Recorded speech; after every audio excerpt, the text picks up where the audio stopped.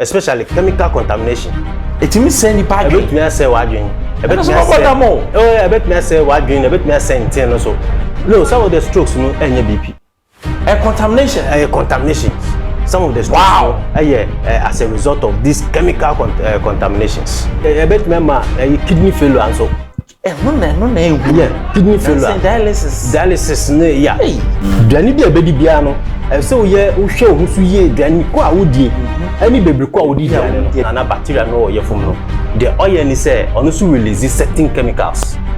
Ebia na ono so say wadwane nan agu yem toxin e ma body no wa release chemical bia ana say do bia say obe release agu nipa mu na release agu nipa, then no the body will absorb that chemical now until after that no na acquire it say poison to you human being na kasa say perfume ya use ya body perfume ya use ya enu ina no ebe fra oduane na odi a hey doctor enu de ye pa bi o ha udidi now ye for enye nyama ye di preserving nyama ofie say any spices ya ye di ye aduane say most of them ebinum so chemical. Oh really? Contaminations, yeah. Ebinum so chemical contaminations. Oh baby to say mining areas no to so wase no more. Yeah. Yes, areas of Galamsey, Numuni Sayanyamana, their water bodies have been contaminated with mercury and cyanide. Okay. A dangerous one. Very dangerous. I didn't let me about it. Oh, mercury and cyanide. I say nyama bia, metals bia, they are form of metals, and their metals bia, they don't just, vanish like that. Oh, okay. Yes, the mercury core body no more. It will take so many years, and mercury is very, very poisonous to the kidney, the liver. Any internal organ bia where you mobiano. Bet me say no. I bet me say no.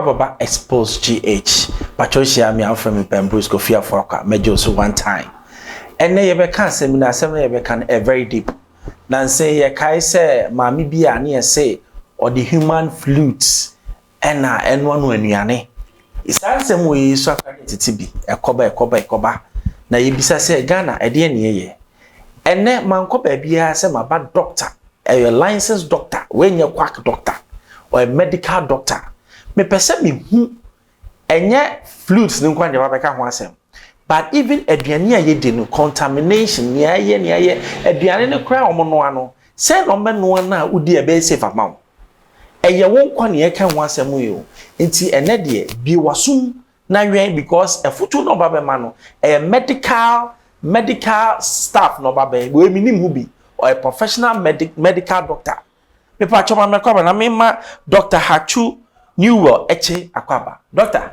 akwaba that's it mi hu ache yo bi bia wako de anyame ado ababo say boko oye no ma omo hu ye okay but one is Dr. Atsu Dr. Atsu a young man okay well we medical school practicing okay yes okay oya igbeni okay.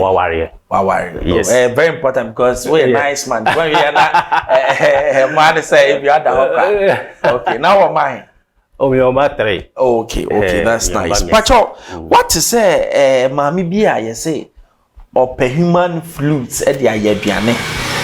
Aba video no cry. But answer near but you have video no answer. Ya ba na ya kum. You have video no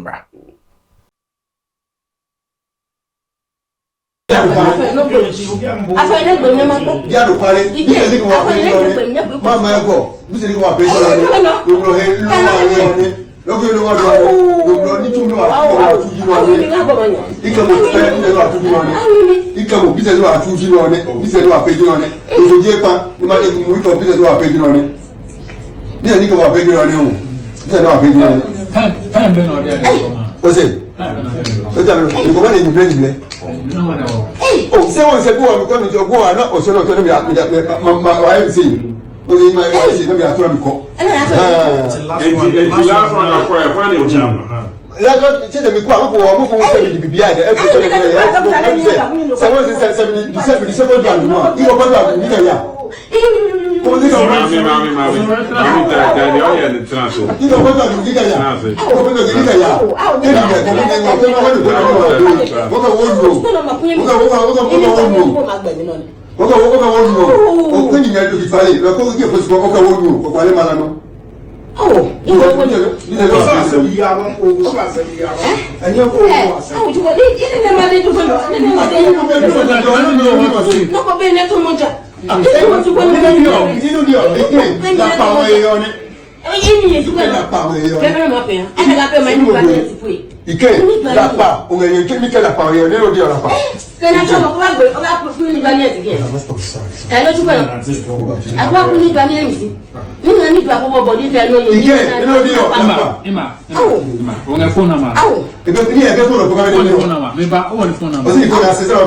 the past 1 year now, I can hear video number. Wow, watch your video. No one's in your mom. I was so I design your comment. So, dog, welcome again. Thank you. Papacho, maybe so medically.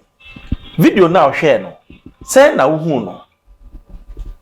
Say or the human fluids. Any near money my year diane. The Ukrainian video I heard there is so unfortunate. Araho say ebia bibisa ebesi wo yemam Ghana. And it's like say on my no I say people are taking things for granted. And say ebeko ebebad nsa. And you know ina hweye na say na yenhwe say didiem ni but it's unfortunate say bibisa besi oh my mu. Yeah, very very unfortunate. I don't have much to say about it, but but you say it's very unfortunate say BBC esi wo on my mu. I say Mati say esi wo so many side and I say yeah, a side baby. Yeah. Guy say for 1 year or supply no. Oh, flutes, okay, yeah. I didn't know Adriani. I didn't know Adriani. Uncle for Todrian. I quite to deal. You to deal. Now, first, I didn't know Todrian about TDJ. One way or the other, it didn't be. It's a way a doctor, man, Pachomami bizarre. A young for say near macro we used to know a contaminated Adriano. A big crash cause food poison. From your medical point of view, but say, oh, Chay Mukaka, you see, a crack. A dear any contamination, a dear any poisoning. Yo, me da say, me understanding it there, and I say me tiasi any there. Because say food contamination and I say food poisoning, you know, is when you have taken any food or any drink that have resulted in any form of disease or sickness. Oh, okay. The food that you eat. Yeah, so we did duani bi.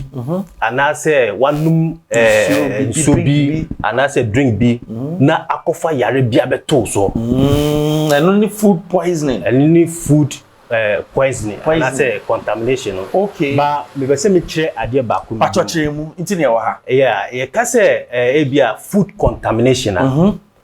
Wakoto duani aba abesi ho.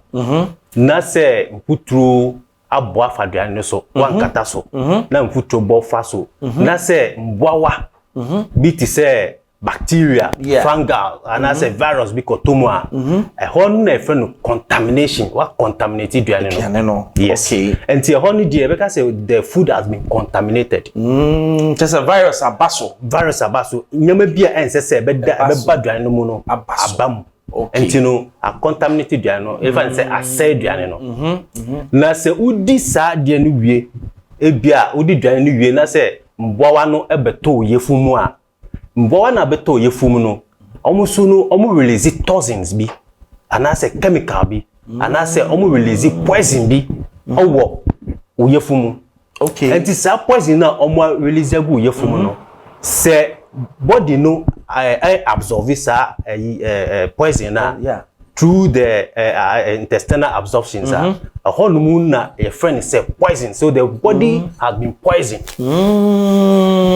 But so there's first of all contamination the realm one before it turns to poison.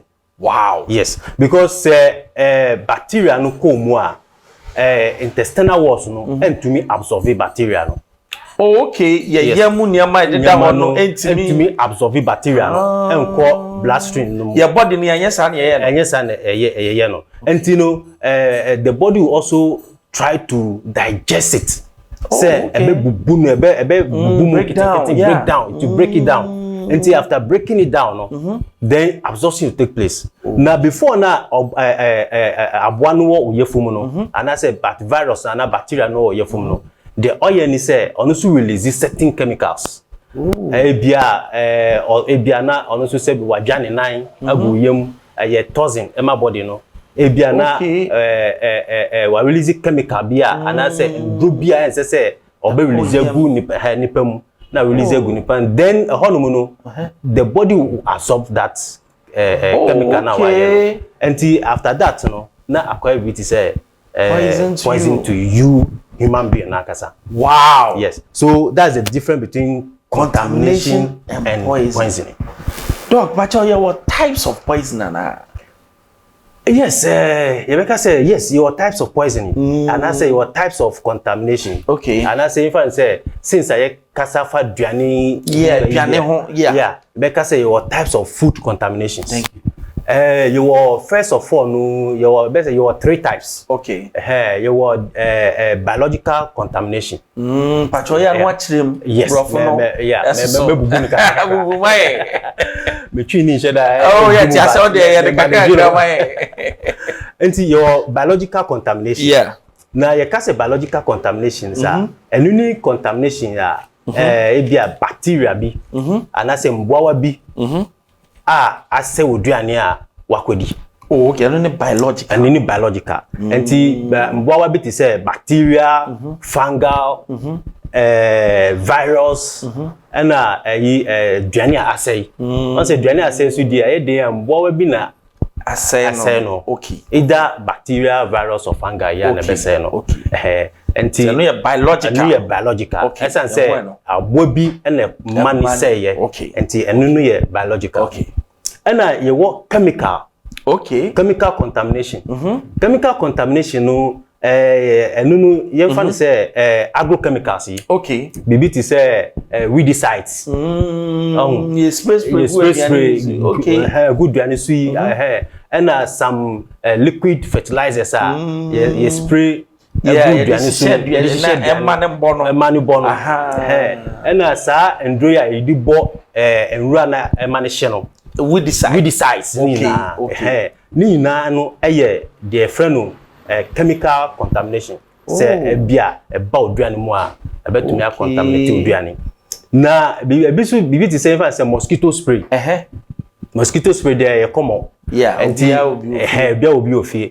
Ebia na abefra oduane a ni na betumi aye contaminant. Okay. You find say perfume ya use ya body perfume ya use ya yi bi enu nyina no ebefra oduane na odi a. Hey doctor, enu dey ye pa bi o ha udidi na oyere fo enye kwa so ko away kakra because honum no udidi na we ni su no enframa tumi maso. Okay. Enti inframa so betumi droplets no awo oduane so na poison. Poison.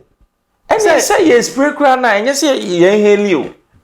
You find say for the mosquito spray no. But perfume there say just say we be inhale perfume no enti enye say ko direct obi spray na nim nyina. Oh debi.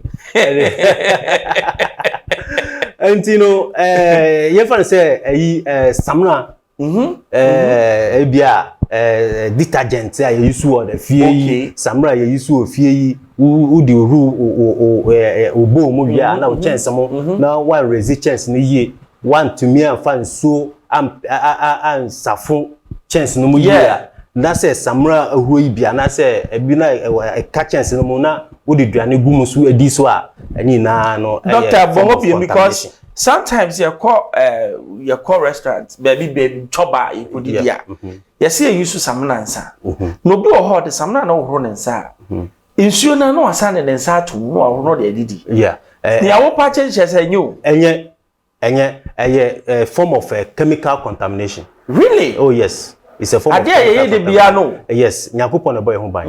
Yes, nyakopon na boy ho ban, but medically it is wrong. Okay. Yeah, it is wrong. Hey, eti for what?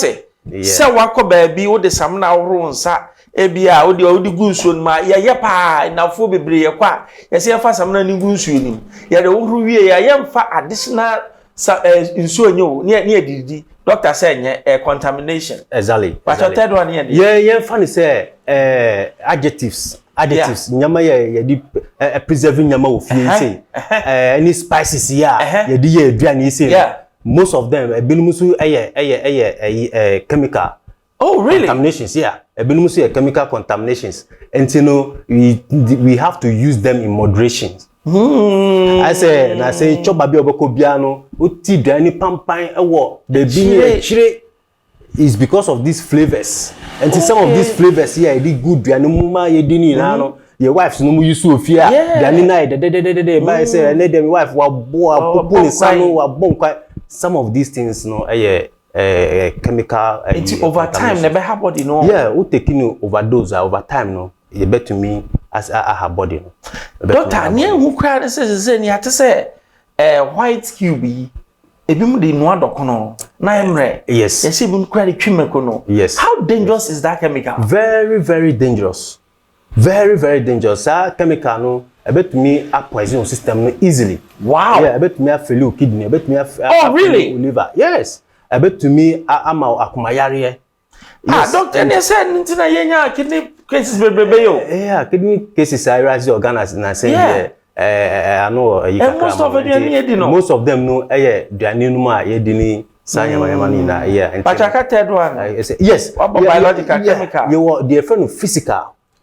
Yeah, physical no ye ka bibi physical ya ade otumi hu wodi waniwa ehu na otumi som wodi waniwa hu ade no na otumi so ade no mo and a friend of physical. Okay, na ye friend say for some of these physical contaminants no be metals metals ndade. Okay, be broken bottles. Say ma we bet me akofra oduane. Oh, okay. Yes, ye trinyi kura no bet me ato oduane mu. Pacho trinyi so yes. Yeah, no say contaminate. I said do I said dey aduane be o trinyi. But you know a form of contamination. Okay. Yeah, and then I found physical contaminations. Contaminations. Sometimes you see people's fingernails. Here, fingernails. Any now a form of food contaminations. Any foreign objects. Any foreign object, beer, to me feel in touch. Usuma to me feel it. To me do when you beer no. A top duania is a form of contamination. Wow. Yes. Hey, that's here for. And then the ancient you. Yes, you are the doc. Yes. Why are the papa number two? Do we have sources of contamination? Baby, fever. Yes, very good question. Your sources of contaminations. Na sources need here. It is. It's a chain. It's a chain. We have a chain of sources. Maybe a chain. You better say where it starts from. Maybe from our farm.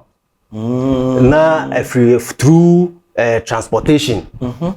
Kwanya obefa so ye be transport ye duane no abaye fie ebia na car na odi duane no gum no car no ayeden ebia na chemical bi omu odi afa bibia ense se odi duane tum enti wafa ebia phone mu no farmer na wo phone mu so no wa spray duane no ebre na se odi call harvest duane no time ni nso yi okay no akọ harvest enu nu so sa no chemical no awo duane no so wow ana ebia ekwan of aso harvest duane no ni na can be a form of ekwanya ye be some of these contaminants and as contaminations no ebe ifie yeah ebia ye market wa onim na say Ghana market Ghana for enjoy market away so wo hu kisi ho a wo hu kra ho no mu a wo be hu interfere kra no yes o mo wi o am si bela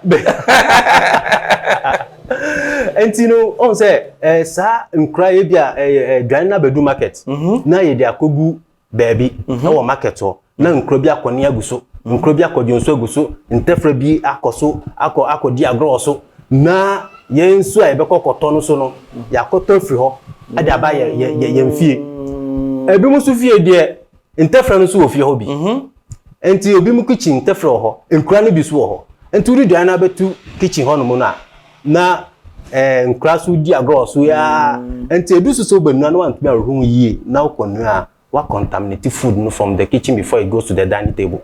And the dog me okay the market adwani na kon because all the nkura na kakra kapa. Yes, some jonso create dangerous. Dangerous. Egusua. Jonso gusua and it happens. Even yemfie no mukra ko no nkran ni bi adwonso gu yenduane so adwonso gu yenduane bi mu kwa ne gu yenduane mu ni nyama bebre oh and interfere bi no mu ni ayi interference is poisonous one. Oh yes, interfere are very very poisonous. Wow. Yeah, interfere how dangerous interfere about because you feel bebre we be yes on say interfere no they also go and carry certain organisms. Okay. Enti omu bana say omu benanti oduane so sana normal jam some of these traces of organisms no awo yin so na che say do akọ biological contamination no yeah enti enu so e wo hono mo na aba consumer no yeah yenu ma edi duane no e come di upentema didi onya di yesi udi samra yuso ba ru sa owia wa renzini yie won so fufuro mu no yenye eno ase duane na by pentene di ensa ko hye nso bi mu ya ru yesi yie na akọ fa duane no na yeden na yedi. Oh okay. Enti enu su ebetumi those na sources no ewo efreba. Doctor, it's a very sensitive question. Won see na mu e bi mtonton atadwe no atadwe. Yes, atadwe. Na sa fruit no. Yeah. Atadwe no ye to aye wrong. E we no wrong. Now who can? Yes. Is it safe? Yes, it's not safe. Okay. It's not safe. Even though say yen fan say atadwe ra no wa wrong. But odianam no edinam awiam ni nkikan no ni na yebedu another source. Okay. Ni na no dust esete wo so. Yeah. Enti u koto na wi ni sana enye safe kwa enti this one call for personal hygiene.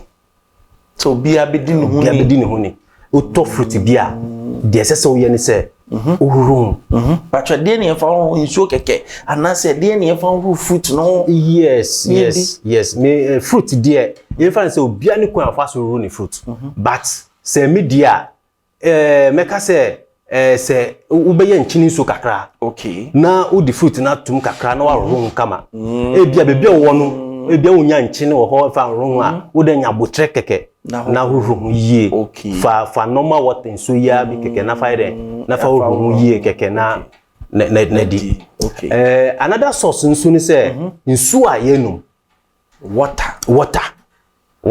Most of our waters are from this sewage you know are contaminating yen so bebre. But what's the sewage? We see most of our water bodies have been contaminated with these sewages. Okay, nkofo hwegum. Nkofo ko toilet no mdia kogu nso. Nkofo ko ejunso no mdia kogu nso mu. People spit all over anyhow. Nkofo nama na amutunto so anyhow egu nso mu ni nyama bebre ni na a form of contamination. Wow. Yemfa ni say water bodies, contamination of water bodies no. Who call baby to say mining areas no to say obuase no mo. Yeah. Yes, areas of galamsey no mo ni sayanyama na their water bodies have been contaminated with mercury and cyanide. Okay. A dangerous one. Very dangerous. I didn't me body no. Oh, mercury and cyanide on say they are nyama bia metals bia, they are form of metals and their metals bia they don't just vanish like that. Oh, okay. Yes, the mercury core body no more. It will take so many years and you enko a very body no. Wow. A very body no. So mercury is very very poisonous to the kidney, the liver. Any internal organ bia where you mobia no. Ebetumi ase no. Mercury is so poisonous to that. Any do okay hu. Ehu pa. Enintina galamsey in areas no.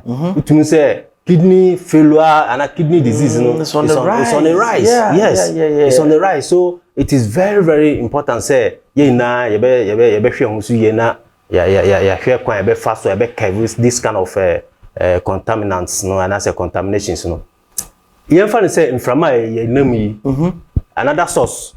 Okay, inframa ya humi oxygen inframa ya humi ye inframa no can be contaminated. But how? On say Ghana Hanom no, we don't have ways of training our your friends say bola no money and the quite fast so shen no and so no yen shin ye. Somebody can decide to burn a bola our baby ankofo agada bebre. Which inhale this kind of we see na it's a form of contamination. And then also during the Harmattan season, yeah. On say we are dry, until no dust no, dust more. Until the more na the system no, and I say what than year dry no, the more the dust can travel far. Okay. The dust can travel far. Until no say travel fast hana. If you na a carry jam, be na be the best at all do and so. Until I must say during the what season no. Harmattan. Yeah, if you can say no exactly, yes. Oh, okay. Yeah, because these inflammatory bono, I bet me carry some of these diseases maybe abe tofi. Uti ufio. Now so I don't know. Just imagine say Harmattan season who feel now do suffer o table so kwa out to say and some of these dust no me now so at me wow, you see there pal. Yes. Now doctor, you find say contamination ya chom. E dey be na me who said I have been contaminated. What are the symptoms? Oh, okay. Another brilliant question, Pamela. Where do you need a tip for? Yes, she had the me crab, she had the mafabri. Me de koye juma. Yes, me that's it. I would say, asan obehu symptom, no. Me can say symptoms, symptom I did can diarrhea. Diarrhea, uyemutu. Okay. They did can no, uyemutu. Ufe.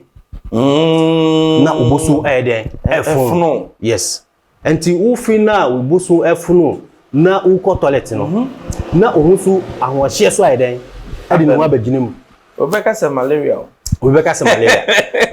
Enti na sometimes no uba hospital ye malaria test and send am treatment because in principle no symptoms of malaria no similar to other diseases symptoms almost deba and mostly no ye malaria test no answer na ya treatment yes say ye na bi nim ye be twen kosi time e bia obesan ba na bi wo mu na ya treatment yeah enti no obekọ toilet na ofe na obosu ofu na ho ayehye na oyemu sanfo na wakuma ebo peripe yeah wakuma abo wakuma obebo peripe heartbeat palpitation yeah palpitation na weni su brew dizziness oti payo and then also certain forms of skin diseases any skin rashes. Yeah, skin rashes. Okay. You ever say skin rashes? And also can result of contamination. Contamination, yeah, it's part of the symptoms. Wow. Yeah, it's part of the symptoms. Wait a minute that. Oh yes. You find me more example. Pachoka. You were allergic reaction be. On say titino you see udi nkruma na ohun keka oni enti say udi ebia obi akodi bibi enyama body no. Na say no keka no. Enti hu na keka no otete a na ayese di aba ne ball no na adrodro yeah you feel no urticaria rash pacho idea urticaria yeah do doctor 4 times yes ya bubo bigum ya bubo kakra gum say enti for doctor yeah can watch us doctor do correct or can watch us urticaria rash no allergic reactions so what did be enya my body no and I say baby akọ body no mu enye okay and you know the body try to chill nyama bi say say na yami o say na yami anti hwe na yam hu bibi anti ebe di apo no ebe ba gu ho na oso wa ye den we dey aba hospital o de ba ye nim de be ya ma ona wo ho aye den wo ho ato kama. And those are some of the symptoms who say yes, I have been contaminated. Exactly. Okay. Now, yare be na contamination na food poisoning etimi de ba.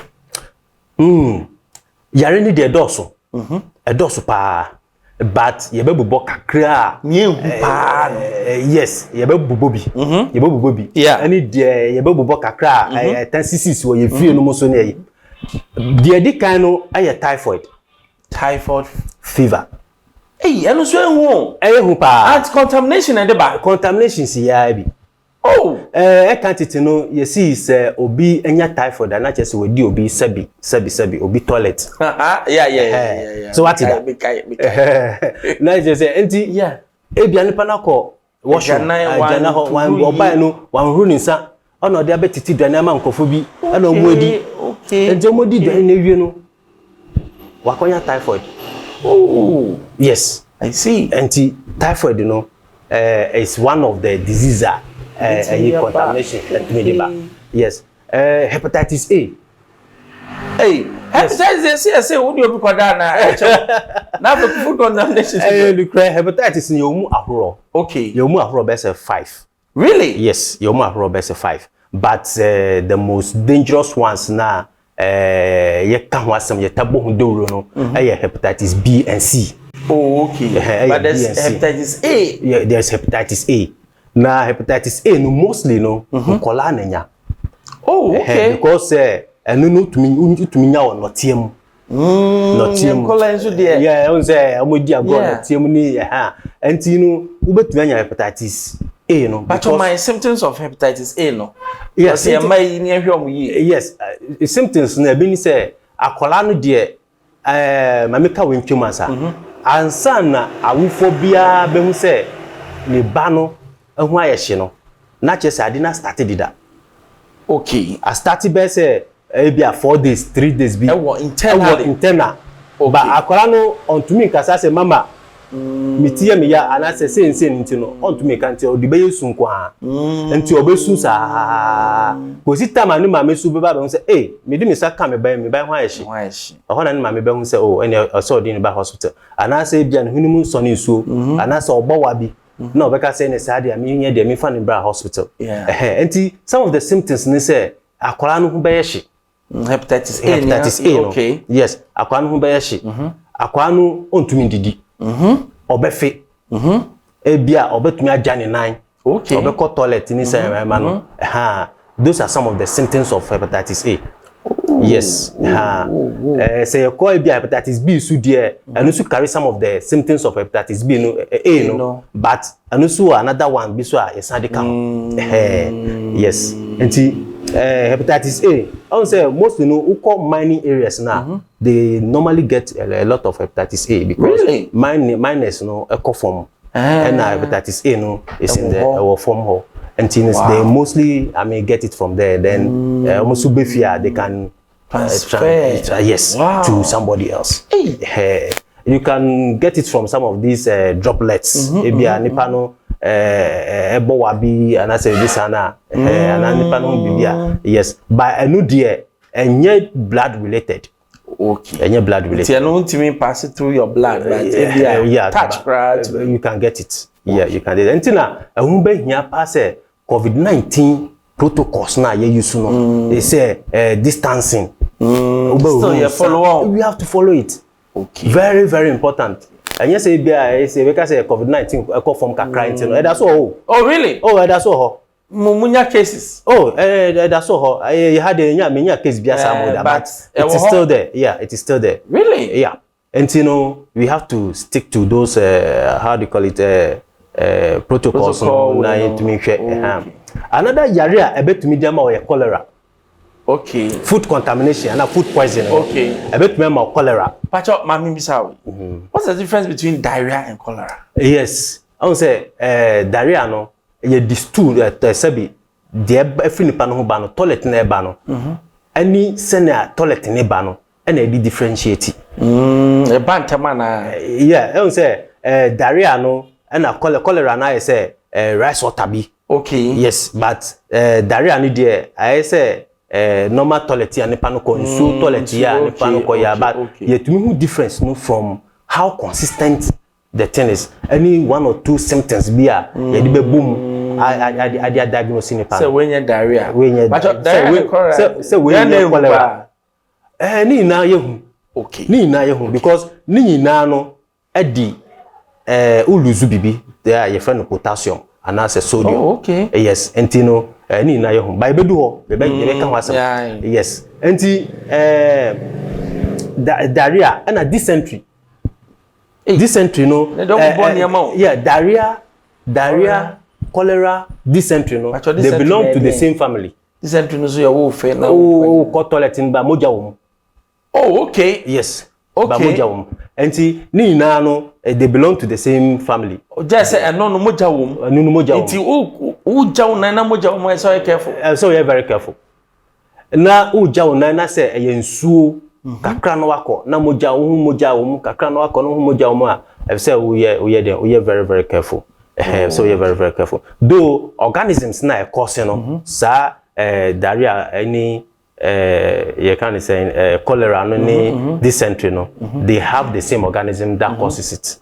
And mostly no so no diarrhea no bibi ti say symptom bi edima cholera no any dysentery no symptoms for it. Okay, to me progress. Okay. Yes. Okay. Yes. And then we have the friend say brain and nerve damage. Brain, ya dream. What dream bet me say? Bet me say what dream. Contamination no, especially chemical contamination. It me say ni pa dream. Bet me say what dream. Bet me say. Oh, bet me say what dream. Bet me say ntin no so. Oh, ntina woni padua no mu na ye di ye adwuma na yi ni na no betumi aiden asɛ no na ne say na stroke na chi wo betumi anya. It is some of the stroke na enya BP. No, some of the strokes no enya BP. Contamination. Some of the strokes no as a result of these chemical contaminations. Wow. What in term na say chewo ho a it can result into some of these things. Wow. Yeah. Wow. And then, oh yes. Yeah. Bet remember kidney failure and so. Yeah, kidney failure. Dialysis. Yeah. Dialysis is no body. Yeah. And you to say kidney failure. For instance, you find say mercury ni cyanide ko just imagine. It's serious. If they can easily destroy your kidney. Wow. Can easily destroy your kidney. Can easily destroy your liver as well. Then can easily cause paralysis. Yes. I bet me ma wo bubu egu ho. You say fe na wo ko toilet wo lose the friend potassium and sodium. Okay. Na potassium no and sodium no enu no na ye muscles no aduane ani na ma ani holy muscles holy muscles na ani na ma muscles na honden. Wow. Asa na also to me move on enti say potassium no kofoma muscles na enya aduane enya entumi ye na dwuma yi. Yes, na che say ama wa bet me cause paralysis. Wow. Say nipa no be ye den bebubu etiefo na de sua de papa na me pa cho fa ne say wo fia na what suspected said no, I think I have been contaminated. What do you do before going to the hospital? Immediately. Ebia when you diarrhea, when you be symptoms here okay, obi enya be no. Immediately no, what should I do? And should I go to the hospital straight? Yes. Funny on say before somebody gets symptoms no be dead no be yin ho edi no. Ebia nipa ni di duane no sese na it takes between 30 minutes to 24 hours. 30 to 24 hours. 30 to 24 hours. Before I be manifested. Okay. And within that 30 to 24 hours, no symptoms no wako toilet baku mienu pe me infantine fi. So rushy. So rushy. Se wo ko toilet dia ene numuso bebre. Numuso continue to take water, more water. I don't want to use certain bia meka say yes on say people might be thinking say and a doctor na can say thing say me e fi answer ma ba the me person make catch a telephone and say who go toilet and how fear who dey numuso bebre na bra hospital immediately straight Don't do anything. Don't do anything. Hospital bia be on bia no. But modern so be den obewra ho. Na seek professional attention. Na seek professional attention. Yes. Diseases na food contaminations and food poisoning to make cause no. Ebisu death. Ubewu. Hey, yes. Any who is also part of it. Really? Oh yes, it's part food of contamination it. Can Ebetumi easily. Ebetumi easily. Yes. Imagine say somebody have been contaminated obiduani ya contaminated obiduani with certain chemical be. Chemical contamination. Yeah. Na say me person me bo chemical be adi. Okay. Chemical contamination. Na say obi ko di sa duani no a it has become poison to the body. To you. Yeah. And you know ebetumi akun easily. Wow. Yes. Hey, any who? Now, prevention. Yes, prevention is better than cure. Yes, prevention. So, how do we prevent this from happening to us? Because doctor. So, how do you prevent it? Yes, prevention. Prevention is better than cure. And you know, say, ubebo hubano. Yes, sing. Ubeka say we there. Nya yare na aba hospital ma yasa. Enti me dey can say to prevent this, you know, we should all be careful of what we eat and where we eat it. Duani bi ebedi bia no e say oye wo hwe ho so ye duani ko a wodie ani bebre ko a wodi duani no ehun hia pa wo ko to duani o gota no e say otu hofo. Okay. Yen kan say obi adwuma. But tifo no so mo to mofo. Say duane a wo ba bedi. Den na betumi dey abro. Wo du sika akoto den, akoto yare ama. Yes. Wow. Yes. Hey doctor. Me say and then the mesua de na. Mesua de. Doctor Atsu Newell Etse. Yes. Me pa cho the hospital no maximum care plus. Yes. Our free pipe after first round second we say hospital care CBC ho e ho na be hu doctor. Na wo ba the way a onya abotre no hwe patient na the MC number 1. Enye se me fo bi ma ha do me de me amase ba ha na the way a onya ye de ne ko hospital ba ko bi na wo ma hwe ni yin na me de ma ase ba ha no the way a doctor nya abotre ma na one ne kra kasa no e ma ma ase yare no kra ko e na wo se ne okasa o wa abotre that's it yare no se ne tie bia wo ba maximum care plus e wo free pipe down wa yare no se ne hye hin bia wo doctor Atsu pe wo ho beto doctor obi e pese bi ofrew no ba no obehwehwe nimpo mo ebi ko bi adwi asemi chi na adwi pacho fo na matudwa yo me de me number betudwa nanso no me pese yen wie the shots okay if you are getting to the latter end you know let me number na atudwa hot foods okay should be eaten yes you know okay aduane a tan kan hye no yendi ne hyew me ndi aduane adwo there be so hot food should be eaten hot hey doctor me ro enu ba me ka hota say the agito you should buy the food hot and eat it why is it hot yeah a bit hot yes and cold or chilled food should also be eaten cold or chilled. Hey, Dr. Chichimbium. Yes. Duania ye di she fridge mu. It's ice cream. Ice cream no ni sayama no. Ye ndi no stama ice cream no. Mane nane. Pacho adentia. Yes, say enani a obi mpe block mo but say enani na uja too much chair. One share one kata so ya that's bet me asset also. I bet to me for other nyama bi aka. Hot food should be eaten hot. Yes. Cold or chilled food should be eaten cold. Yes. That's it. Yes. And our food vendors in Ghana, our food vendors should be properly screened medically by professionals. FDA juma na wo kan yo. Omojuma ba ko na maboso ama. When e kan obi because omo ne juma no. The person mentioning and say food vendors should be properly screened medically by professionals. Yes. Yes. Say obi ton duane a say ye den. Ye hwe nipa no akomu, ye hwe ne modjamu, ye hwe sayamani na no. Say omo ye den, omo hwe na omo ye. And then our regulatory bodies, our regulatory bodies should be up and doing. Very, very important. Yeah, very, very important. They should be up and doing. They should try to regulate our food vendors properly. I think it will curb some of these nyama nibi. Then personal hygiene, wash your hands very well before using them, or and I say before touching there's any food substance, and I say and make sure that any edible fruit, the above beer dibiano, what ye. Alasa otoya no ya no eya mo company I send ya no white white in there and one say oh yeah, most of them contains this kind of organisms.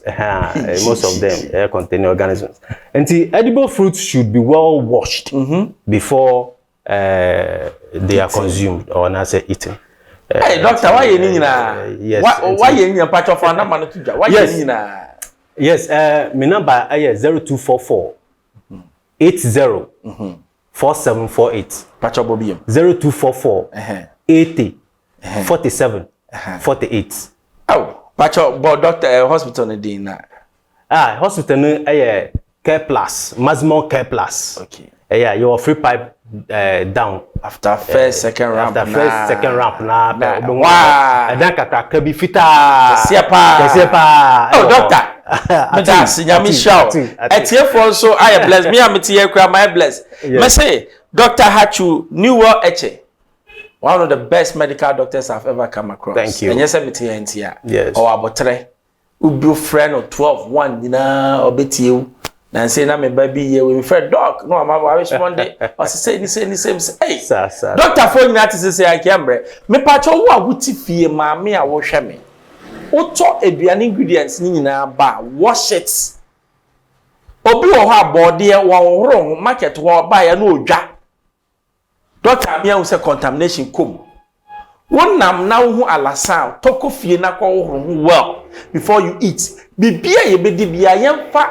hygiene process ni nyeye ansa na me maame obaba nu aduane ama family no hohoro won sa yiye ansa no wonu aduane no onu awie a kofi maya me pa cho en serve no mane mra ansa no serve because the food should be hot before he eats it obanso na nkwan na joa hitima no na emoa bi kwa na wo mamu ene yesua de na yenso edidi o choba na se yesi human fluids no mo de adwuma wo na me yem pressure me ba ni doctor aka no enye no po na ehu se na aduane ye di nyina no contaminated FDA ede na mo ye doctor abomachi you should be up and doing mate say dokunu nkran dokunu ye de che rubber doctor mpacho me eka no rubber ede na ye ma your body no I say rubber no say benkuni achiche rubber enye ni na is a form of chemical contaminants rubber na dey show rubber no yes they are all forms of chemical contaminants you know especially rubber there yemfa ade a esa say chemical na dey rubber no no yemfa ade a eye hye engum so di ade a eye hye egu rubber no mu a chemical no sometimes no it evaporates sometimes no so no obon say rubber ni nani as rubber na chemical content no akogu duane no which is poison to the system our body as a whole yes ni eti a mekai ko ho no ye ma menom so na ye nim rubber bi e de chichire dokono yes na wo so dey free hin me pa cho me de me personal me ko to dokono me de me am chance nko me do one ma me see yi ne wa de bia ye fa rubber chichire ho because nipa ese wo hu ne awudi ko mu ne ne be ye wo me kona me dokono fo twi no mo de white week omuku yen FDA munimade a make yi enye se munyina mo to dokono ni bi first wache ye de haban na ye ede ne rubber ede ye nyina ye hwe hu ye ene ye tie nsem ya te nsem a meminti bi da differences in diarrhea cholera dysentery minti bi da se yes moja be man ye friend dysentery ene wo so atie bi se wo sua bibia wo sua bibia ne na se ne every week bia ye the doctor be baso Now we share different forms of diseases and how to prevent it. Stay tuned. I have Xposed GH. I have pet and now be who adia ube suya bibi now so dia bo abra. Ushiamia Ben Bruce Kofi Afroka. Me cameraman and me director one no gina chire so de. Your friend no Asante Eric. Ono a fine boy in Mano ana eja o de ye besi ho. That is as an be say she am address papa.